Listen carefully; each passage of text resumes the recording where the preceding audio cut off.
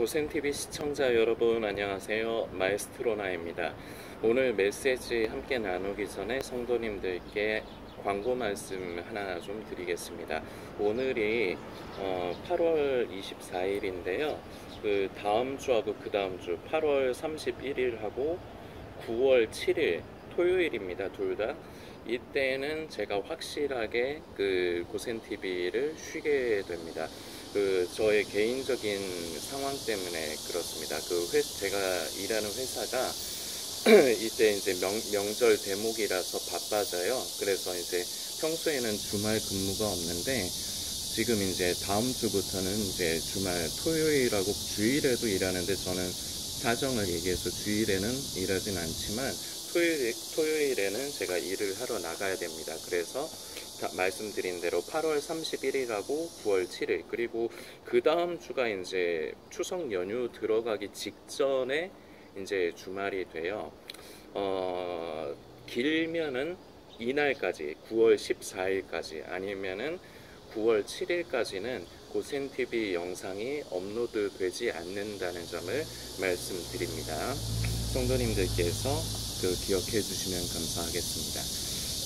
아직도 우리가 지내는데 지금 좀 더운 시기가 이어지고 있잖아요. 근데 이제 저 같은 경우는 한 2, 3일 정도는 물론 지금도 덥지만 그 전보다는 조금 좀 일할 적에 제가 조금 덜 힘들어요. 그러니까 햇빛이 그렇게 세지 않아서 그런가. 원래 제가 평소에 요새 일할 때 항상 두통을 달고 살거든요. 그 열 때문에 더워서 그 두통 때문에 그러는데 제가 한 2, 3일 동안에는 일을 하고 마쳐도 머리가 아픈 게 없네요.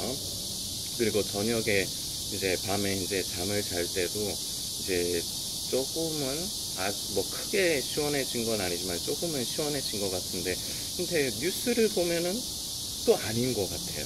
뉴스를 보면은 아직도 열대야고 아직도 낮에는 폭염이고 그래서 근데 또 이게 또 9월 달까지 또 이어진다고 9월 달이라고 해도 뭐 9월 말까지를 얘기하는 것 같지는 않지만 계속 한동안은 이 더위가 더 이어진다고는 하는데 언젠가는 이제 그 언젠가가 한 달 미만의 그 기간이라고 저는 생각이 되는데 그 안에 적어도 우리가 최소한 밤에 잘 때 조금 덜 힘들게 좀 시원해지는 그런 날이 오지 않을까요? 그리고 낮에도 좀 저처럼 바깥에서 야외에서 이렇게 일을 하시는 성도님들도 계실 수 있는데 낮에도 일할 적에 이러다가 잘못하면 쓰러지겠다, 이러다가 진짜 죽는 거 아닌가 이 생각이 들지는 않을 정도까지는 또 날씨가 바뀌지 않을까요? 우리 하루하루 잘 버티면서 살아갔으면 좋겠습니다. 이 말씀을 왜 드리냐면 우리 신앙의 원리와도 참 비슷한 것 같아서 말씀을 드리는 거예요. 우리가 믿음의 길을 따라 살고 우리가 이 세상을 그리스도인으로 살다 보면요 늘 따라다녀야 되는 게 인내, 절제하는 일이 아닐까 싶어요. 그런데 이게 정말 끊임없이 정말 참기만 해야 되고 버텨내야 되기만 하면은 사람이라는 존재를 생각했을 때 이게 언젠가는 부러지기가 쉽거든요. 꼿꼿하게 버티다가도 언젠가는 이게 부러지기가 쉽다고 생각해요. 사람이란 존재는 그렇다 생각을 해요.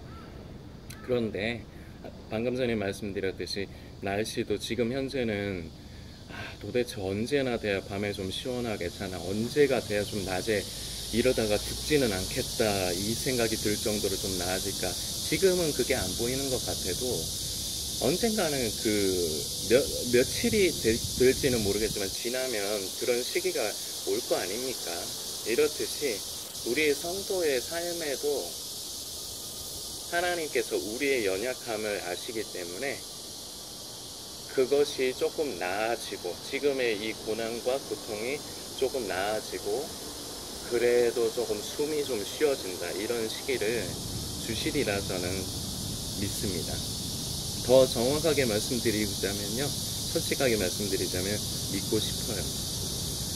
저도 사는 게 쉽지가 않고 그러다 보니까 이제 이런 말씀드리는데, 우리 성도님들도 이 기약을 가지고 하루하루를 그리스도인으로서 세상에서 잘 버티시면서, 잘 인내하시고 절제하시면서 살아가셨으면 좋겠습니다.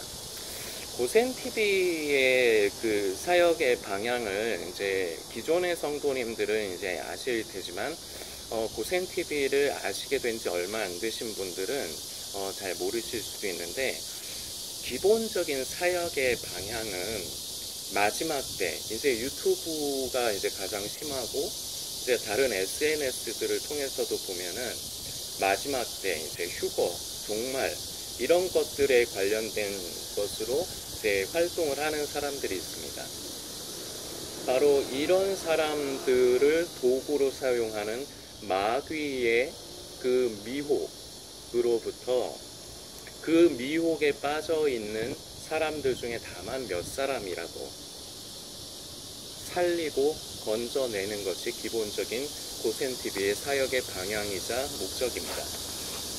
그러면서 이제 성도님들께 전에부터 이제 피해야 될 것, 우리 성도들이 피해야 될 것에 대해서 말씀을 드리는데, 적어도 두 부류의 이제 활동하는, 유튜브라든지 SNS에서 활동하는 사람들은 피해야 된다고 늘 말씀을 드립니다. 하나는 방금 전에도 말씀을 드렸지만 마지막 때, 이제 종말의 때, 이제 휴거 등과 관련된 이런 것들로 활동을 하는 사람들. 그리고 두 번째는 보편적이지 않은 우리의 그 믿음, 신앙 안에 있는 것 같지만 좀 기적이라든지 이적, 좀 놀라운 일, 뭐 신유, 방언, 그리고 축사, 귀신을 쫓는 것, 그런 등 조금 이게 일반적이지는 않죠. 그 보통 은사라고 표현들을 하지만, 이런 것들을 가지고 활동을 하는 사람들을 피하도록 말씀을 드립니다. 왜냐하면 이유가 있습니다. 완전히 부정하기 위해서 그렇게 말씀을 드리는 건 아닙니다. 그런데 왜 이런 사람들과 이런 유튜브 채널들을 피해야 되냐고 말씀드리면, 우리 그리스도인들, 우리 성도들의 믿음의 본질에서 자꾸 시선을 돌리게 만들어요. 다른 것에. 이게 미혹입니다. 미혹을 전에도 한 번씩 말씀드린 적이 있는데, 성도님들은 대부분 이렇게 생각하시기가 쉬워요.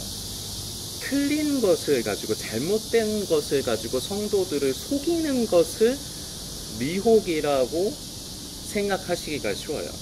그런데 그렇지 않습니다. 그것도 포함될 수 있지만요, 가장 중요한 핵심과 본질이 있는데, 우리 믿음에 있어서요, 그것을 관심하기보다 그 이외의 부수적인 것에 자꾸 시선이 가고 마음이 가게 만드는 것 자체가 미혹입니다. 미혹의 정의를 다시금 정립을 해주셨으면 좋겠어요. 마귀는 이걸 노리는 겁니다. 마귀는요, 절대로 만만하게 봐서는 안 됩니다. 사단 마귀는요, 아주 미묘한 각도의 차이로 성도들에게 접근합니다. 예를 들어서 완전히 180도 이렇게 각이 틀어진 거, 그러니까 쉽게 얘기해서 완전히 이건 누가 봐도 이 병신 같은 소리를 하나, 이런 느낌이 든 것 예를 들어 볼까요? 우리 성도님들, 허경영 씨 어떻게 생각하세요? 그 사람 개인적으로 욕하고 싶은 그런 마음 없거든요. 그리고 그런 생각 안 들거든요. 그런데 그런 사람도 팬이 있잖아요. 팬이 있는데, 근데 대부분의 사람들은 보면 그냥 웃기네? 아이 병신 뭐야? 그냥 이러고 그냥 말잖아요. 우리 성도님들 중에 허경영이 하는 말에 귀를 기울이고 그대로 하려고 하는 사람은 없을 겁니다. 전 지금 극단적인 예를 들은 거예요. 그렇지만 이게 무서운 건데, 지금도 드리는 말씀 무서운 건데, 목회자다, 목회자이거나 아니면 뭐 선교사, 하여튼 그런 타이틀을 가지고 있으면서 뭔가 신령한 듯한 말을 하는 것 같고 성경을 얘기하는 것 같아. 이러면요, 일단 성도들이 방심을 해요. 그러면서 뭐로만 초점을 맞추느냐? 이 말이 틀린가, 맞는 말을 하는가. 그래서 맞는 말을 한 번이라도 하잖아요. 그러면요, 마음을 놔버려요. 그러니까 이 경계를 하고 있던 그걸 놔버려요. 이게 마귀가 쓰는 방법이에요. 마귀에게 사용되어지는 미혹의 통로, 도구들도요, 옳은 말을 해요. 성도님들 잘 하셔야 돼요. 옳은 말을 해요. 그래서 옳은 말을 10개 중에, 10개 얘기 중에 한 7개, 8개 정도는 옳은 말을 해요. 그런데 한두 개 정도를 미묘하게 꼬아서, 아주 티나게 꼬는 게 아니에요. 티나게 하면 말 그대로 티가 나면 아, 이거 뭐야, 잘못된 거네, 이단이네, 이럴 수 있잖아요. 근데 그런 생각이 안 들도록 아주 미묘하게 틀어요.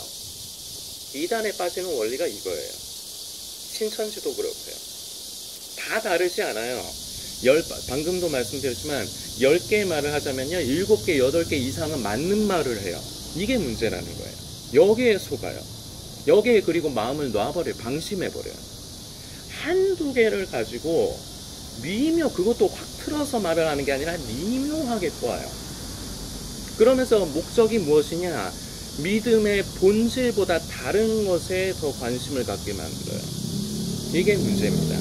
그러면서 이제 특히나 이제 이런 것들, 마지막 때에 관한 것들로 방송을 하는 유튜버들과 그런 사람, 이제 그 SNS에서 활동하는 사람들에게서 나타나는 큰 문제점이 뭐냐면 두 가지가 있는데, 첫 번째, 제일 대표적인 거지만 성도들에게 두려움을 갖게 합니다.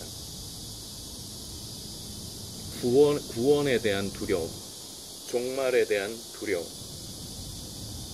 고센TV가 제가 성도님들께 인기를 얻기 위해서 나만 맞아, 내 말만 맞아, 이러려고 다른 유튜버들, 그런 종말론 유튜버들, 그리고 기적이나 이적 그런 걸 행하는, 그런 방송을 하는 유튜버들을 가까이 하면 안 된다, 그렇게 말씀드리는 게 아니에요. 보면요, 진짜 같아 보여요. 제가 봐도 거의 대부분은 맞는 소리를 해요. 그러니까 이게 문제라는 거예요. 그러면서 결국은 그런 것들을 가까이 하다 보면요, 마지막 때 유튜버들을 가까이 하다 보면요, 내가 그걸 인지하든 인지하지 못하든 간에 본능적으로 갖게 되는 게 두려움이에요. 나는 아직 뭐냐? 성도님들 다 느끼실 테지만 나는 아직 준비가 안 됐는데, 나는 아직 죄가 많은데, 그리고 이 죄를 버리지를 못하는데, 이래서 두려움이 생겨요. 아, 이제 예수님 오시면 어쩌지? 아, 나는 구원 못 받을 것 같은데, 나는 휴거에 참여하지 못할 것 같은데, 이렇게 두려움을 갖게 하는 것. 그리고 또 하나는, 방금 하나 이제 두려움을 야기시키는 것에 대해서 말씀드렸고, 또 하나는 계속해서 오늘 초반부터 말씀드리는 거지만, 우리 믿음의 본질에서 눈을 돌리게 만들어요. 그러면 그것 중에 이제 가장 대표적인 게 무엇이냐?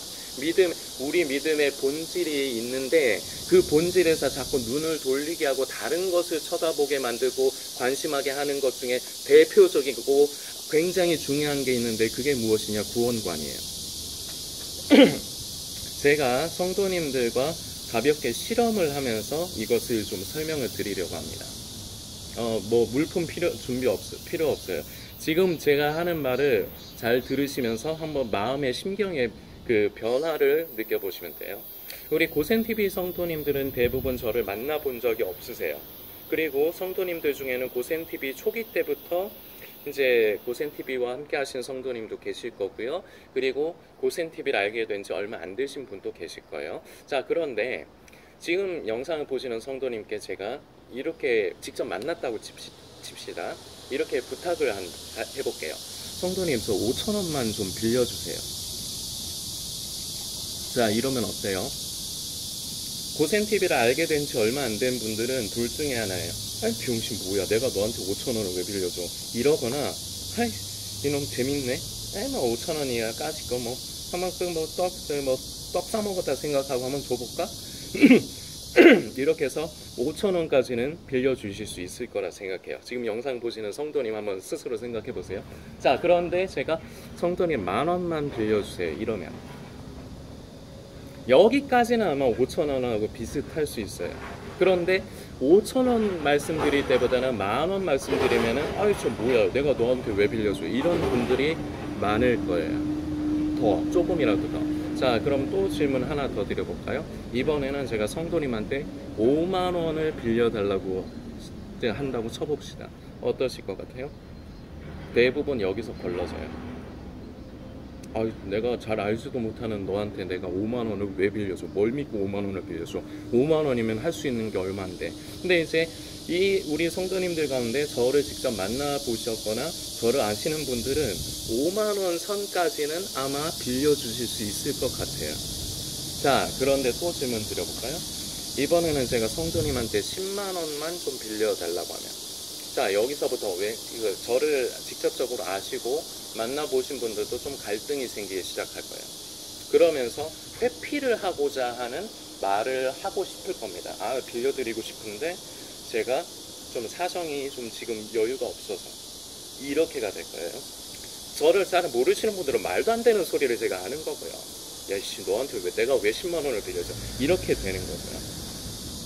자, 이 점점 금액에 따라 달라지는 이 마음의 심경을 잘 생각을 해보세요. 이걸 통해서 성도님들께 뭐를 설명드리려고 제가 하는 거예요. 자, 이번엔 제가 100,000원을 빌려달라 그러면 한 명도 없을 것 같은데요, 제 생각에.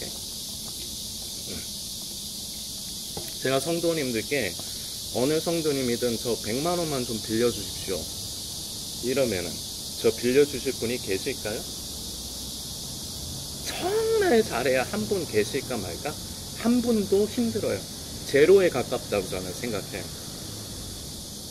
이게 우리가 예수님을 믿는다고 하잖아요. 우리가 그런 표현을 쓰잖아요. 그 믿는다고 하는 우리의 상태하고 지금 제가 말씀드린 이 예를 든 심리 상태하고 똑같아요.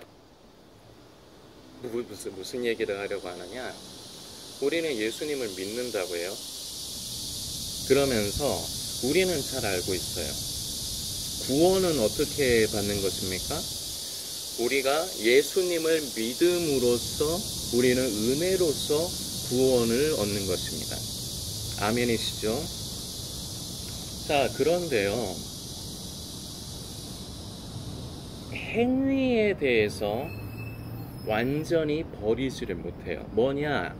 내가 예수님을 믿지만 내가 내가 죄를 짓고 살면은 난 구원받지 못한다. 이게 은연중에 인간에겐 깔려 있어요. 이게 왜 깔려 있느냐? 이것도 제가 예를 들어 볼게요. 여러분들 다 경험이 있으실 법한 얘기인데, 지인분하고 친구든지 지인분하고 이렇게 만났을 적에 보통 이제 한국 사람들은 그렇지, 술자리를 하든 식사를 하든 그러잖아요. 그럼 예를 들어서 내가 내든 아니면 상대방이 내든 같이 누군가가 낼 거 아닙니까? 요새는 뭐 더치페이도 많이 한다고 하지만, 그런데 이제 오랜만에 친구를 만나면 내가 내든 아니면 그 친구가 내든 둘 중에 누가 낼 거라고요? 근데 그걸로 끝나요? 대부분 그러잖아요. 내 친구가 밥을 사줘. 그럼 내가 커피라도 사야 돼, 차라도 사야 돼, 디저트라도 사야 돼. 이게 왜 그래요? 빚지고 싶지 않은 거예요. 내가 그냥 받기만 하고 내가 뭔가를 액션을 취하지 않으면 내가 엄청난 빚을 진 거야. 그래서 이거를 나중에 갚으려면은 내가 힘들어.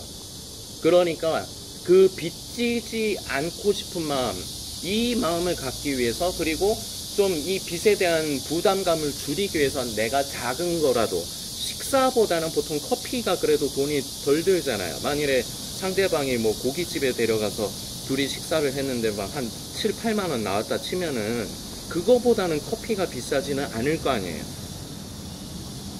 그러니까 나도 뭔가를 살려고 한다고요. 이게 인간의 기본적인 심리가 그래요. 이거를 버리지를 못하는 거예요. 그래서 무엇이냐? 내가 예수님을 믿음으로 구원을 받는 것을 알아. 그러나 내가 그러면서 예수님을 믿으면서 내가 죄를 짓지 말아야 되고, 내가 행위가 하나님 앞에서 하나님 앞에서 의로워야지 구원을 받을 이게 합쳐져야 구원을 받을 수 있어. 자, 여기서 그런데 제가 질문 드려볼게요. 이 말 자체가 틀렸다는 건 인지되시죠? 인지가 안 되는 분들도 있을 거예요. 이미 거기에 물들어져 버린 분들은 제가 지금 말씀드리는 것을 이해 못 하실 수도 있습니다. 그게 맞는 거 아니냐. 우리가 예수님 믿으면서 우리가 주님의 말씀대로 살아야지. 나더러 주여 주여 하는 자마다 별당구 천국에 들어가지 못한다는 말도 있지 않느냐. 우리가 무조건 예수님을 믿는다고 구원을 받는 거 아니지 않느냐. 성경에 그렇게 얘기하지 않느냐. 이런 생각을 가지고 계신 분들 계실 텐데 죄송합니다. 그 성도님을 폄하하려고 하는 게 절대 아니고요. 오해하지 말아주세요. 성경 잘못 알고 계십니다.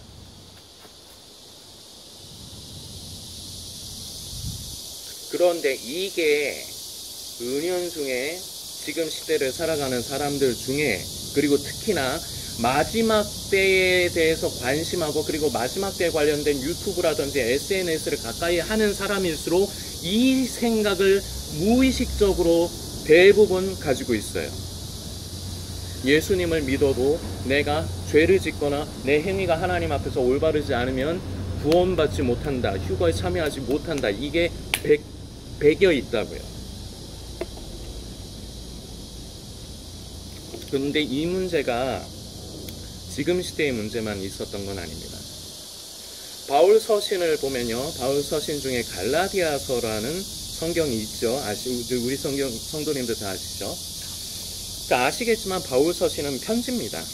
그 지방에 이제 고린도 전서 후서라고 하면은 고린도 지방의 교회에 이제 성도들에게 편지를 보낸 것이죠. 예를 든 거지만 갈라디아서도 마찬가지입니다. 갈라디아 지방의 교회의 성도들에게 편지를 보낸 겁니다. 그런데 그 편지를 쓴 이유와 목적들이 분명히 다 있습니다. 바울 서신을 보면요, 다 각 서마다. 근데 갈라디아서는 왜 썼느냐? 아주 심각한 문제가 갈라디아 지방의 교회에 침투되고 있었기 때문입니다. 무엇이냐? 다른 복음. 갈라디아서 1장을 보시면 나옵니다. 다른 복음이 침투하기 시작한 거예요. 그래서 거기에서 흔들리기 시작하는 거예요. 그 다른 복음이 무엇이냐? 이 갈라디아서를 처음부터 잘 길지도 않잖아요. 전에 그래서 고센TV를 통해서도 갈라디아서를 처음부터 끝까지 살펴보는 시간도 가졌습니다만, 우리는 사도 바울 선생이 이제 표현하는 것을 이제 우리가 살펴봅시다. 그러면서 하는 게 낫겠네요.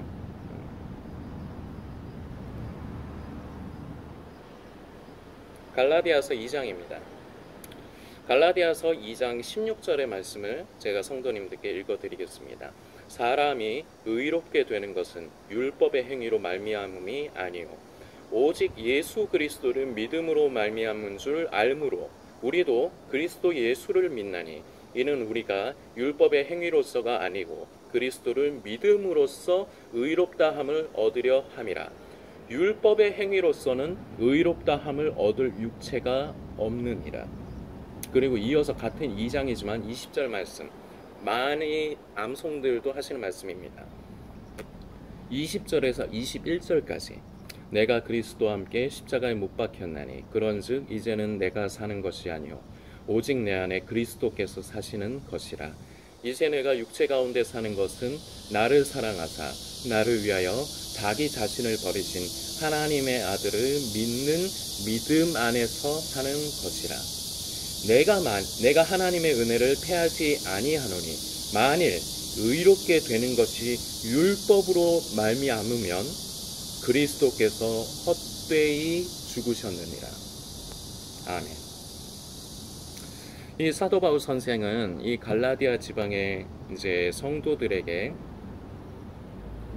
이렇게 침투되고 있는 이 다른 복음, 그런데 그 다른 복음을 전하는 게 아주 뭐 다른 이방인이라든지 아니면은 뭐 다른 종교의 사람들이 와서 이제 갈라디아 지방교회 성도들을 현혹시킨 게 아니에요.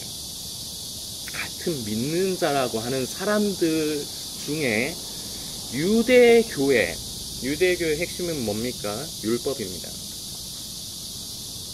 그리고 그 율법이 무엇을 강조하느냐? 행위를 강조해요.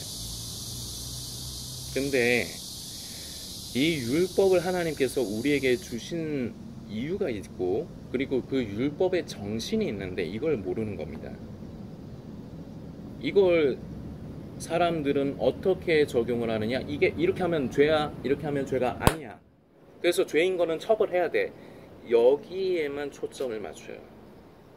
율법을 하나님께서 인간에게 율법을 주신 이유는 제일 중요한 이유는 그것이 죄인가 아닌가에 대한 기준을 잡아주기 위함은 분명합니다. 그런데요, 하나님께서 인간에게 율법을 주신 율법의 정신을 유대인들은 대부분 생각하지 않은 거예요. 하나님께서 인간에게 율법을 주신 것은 약한 자를 보호하기 위한 것이고, 그리고 뭐 같은 얘기지만 강자가, 힘이 있는 자가 약한 자들을 악재로 이렇게 짓누르지 못하게 하기 위함이에요. 그리고 불법이 성하는 것을 막기 위함이에요. 그런데 이 정신은 온데간데 없고요. 오로지 그걸로 사람을 정죄하고 판단하는 도구로 율법을 사용합니다. 그러면서 이 율법이 기본적으로 뼛속까지 이렇게 새겨져 있는 사람들이 바로 유대인들 아닙니까? 그 유대인들 중에서 예수님을 믿고 이제 그리스도인으로서 이제 살아가려고 하는 사람들이 기존에 자신이 가지고 있던 그 율법에 대한 율법주의가 배어 있기 때문에 예수님을 믿어야지. 그래, 예수님을 믿어야 돼. 그러나 이 율법을 지켜야 돼. 그래야지 구원을 받는 거야. 이게 바로 다른 복음입니다. 자, 그런데 이 다른 복음이 듣기가 좋아요. 왜냐? 익숙한 거거든요. 그래서 사도 바울 선생은 갈라디아서 1장에 이런 표현을 씁니다. 내가 사람을 기쁘게 하랴 하나님을 기쁘게 하랴. 사람을 기쁘게 하는 게 바로 다른 복음의 정체입니다. 그리고 사람은요, 빚지는 걸 싫어요. 제가 아까 그래서 식사를 대접받으면 내가 커피라도 사지, 이 예를 든 거예요. 뭐를 받았으면 뭔가를 줘야 돼.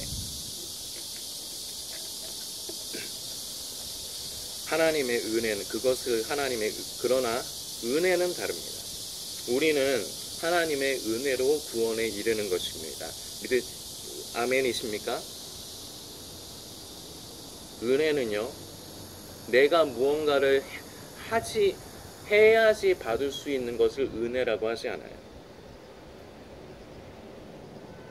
그런데 우리는 겉으로는 나는 하나님의 은혜로 구원을 받는 것입니다, 인정을 해요. 그런데 한편으로 이 행위, 무서운 겁니다. 이게 그런데 두려움을 가지면요, 구원에 대한 두려움을 가질수록 이 행위주의로 빠지기가 쉬워요. 그런데 이것을 성도님들이 또 오해를 하면 안 됩니다. 그래서 이제 고센TV를 통해서도 그동안에 제 말씀을 드리긴 했지만, 이게 이 구원론에 대해서 말씀을 드리면서 이걸 전하는 목회자도 아마 똑같을 거예요. 이게 이쪽 아니면 이쪽으로 치우치기가 쉬워요. 그럼 뭐 죄를 지어도 된다는 소리냐, 이 얘기하는 게 아니거든요. 그러면 맞아, 율법의 행위로 우리가 구원을 받는 게 아니야. 나는 예수님을 믿음으로써 나는 구원에 이르는 거예요. 그래, 나는 자유해. 말은 맞아요. 그래서 전에부터 이것도 많이 자주 말씀드렸죠. 말은 맞아요. 그런데 이름으로써 이것을 방종을 하기 위한 근거로 삼아서도 안 되는데, 인간이라는 건 이렇게 하기가 쉬워요. 이러거나 아니면은 말은 맞아, 나는 은혜로 예수님을 믿으면서 은혜를 받는 거야. 그런데 내가 죄 때문에 구원을 받지 못한다. 이걸 못 버려요. 이 가운데 밸런스를 잘 잡아야 돼요. 구원에 있어서 이제 정리를 합니다. 구원에 있어서는요, 절대로 행위를 섞으면 안 돼요.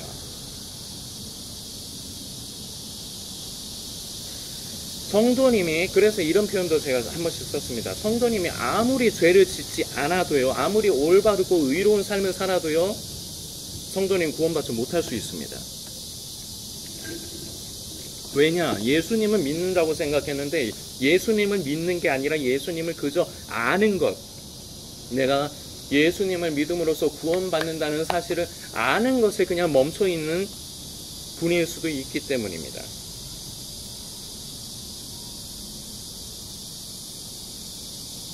예수님을 진정으로 믿고 예수님을 만난 사람들은요, 누가 시키지 않아도요, 한 번에 변하진 않습니다. 변화되어서 가는 거예요. 그래서 이전에는 죄라고 생각하지 못했던 것들을 죄라고 깨닫기 시작하면서 그것을 멀리하기 시작합니다. 그런데 우리는 인간이다 보니까 약해서 그 죄를 지을 수가 있죠. 그래서 예수님이 이 땅에 성육신으로 오셔서 우리의 모든 질고를 지시고 우리의 모든 죄를 속량하시기 위해서 십자가에서 그 보배로운 피를 흘려주신 겁니다. 사도 바울이 얘기하는 게 이거지 않습니까? 만일에 의롭게 되는 것이 인간의 행위로서 의롭다함을 얻을 수 있다면 그리스도께서 헛되이 죽으셨다. 이 얘기가 이 얘기입니다. 인간은요, 정말 독한 마음을 먹고요, 그렇게 살려고 하면요, 의로운 인간의 흉내는 낼 수 있어요. 고행을 하고 죄를 멀리하고 그렇게 얼마든지 할 수 있습니다. 근데 여기에 숨어있는 엄청난 암세포가 존재하는데 뭐냐? 나는 내 힘으로 의로움에 이를 수 있다. 인간이 아무리 죄가 없는, 죄 없이, 이제 법 없이도 살 것 같은 사람이라 할지라도 끝에 가면은 자기도 모르는 최후의 보루 같은 죄가 숨어 있는데 바로 이것입니다. 나는 하나님 없어도 의롭다. 근데 그렇게 말들은 안 해요. 그런데 무의식적으로 그렇게 가지고 있는 겁니다. 무의식으로 스스로에게 그렇게 작용을 하는 거예요. 이게 무서운 겁니다. 전에 제가 이제 어떤 영상을 올렸는데 어떤 성도님을 제가 그 댓글을 쓰신 그 분을 제가 차단을 했습니다. 왜 차단을 했느냐? 저를 비방한다고 차단한 거 아닙니다. 그 영상 보시면 저를 비방하는 댓글들 아직 많이 남아 있습니다. 그 사람들 그냥 둬요. 그런데요, 그분은 이런 얘기를 했습니다. 뭐냐?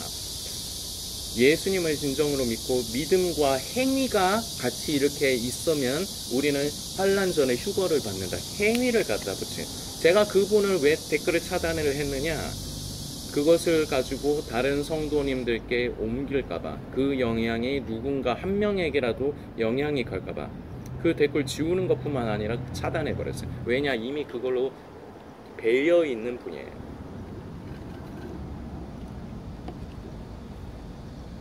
다시금 말씀드리며 오늘 영상을 마무리하려고 합니다. 성도님의 행위를, 그러니까 죄를 짓고 안 짓고 이런 것들, 그리고 내가 하나님 앞에서 말씀 따라 사는 것, 이걸 구원에다 갖다 붙이려고 하지 마십시오. 근데 쉽지 않을 겁니다. 인간의 본연적인 가지고 있는 습성 때문에.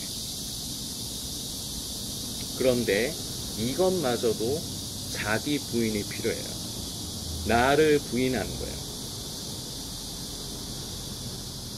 하나님의 구원의 역사는, 그 아들 예수 그리스도를 통해서 우리가 허락하신 구원의 역사는 우리가 늘 말하지만 은혜라고 표현합니다.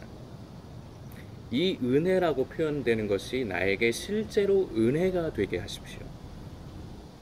내가 거기에 뭔가를 내 그 구원의 조건에 내 공로를 섞으려고 하는 순간 그건 은혜가 되지 않아요. 나도 거기에 대해서 일정 부분 작지만 대가를 나도 지불을 하니까 그게 왜 은혜, 그게 무슨 은혜입니까? 나도 거기에 대해서 동참을 했는데. 그렇다고 죄를 지어도 된다 이 얘기를 하는 게 아니죠. 오해하시면 안 됩니다. 그렇게 단순하게 이렇게 얘기하는 게 아니에요.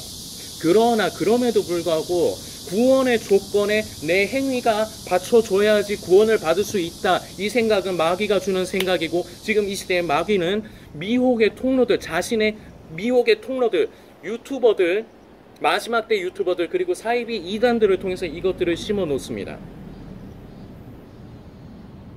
이미 거기에 휩쓸려서 이미 배워버린 분들이 많아요. 오늘 이 영상을 보시는 성도님께 우리 하나님의 은혜가, 우리 성령님의 역사하심이 있기를 소망합니다. 목에 칼이 들어와도 저는 할 말은 해야 돼요. 절대로 구원의 행위를 섞을 수 없어요.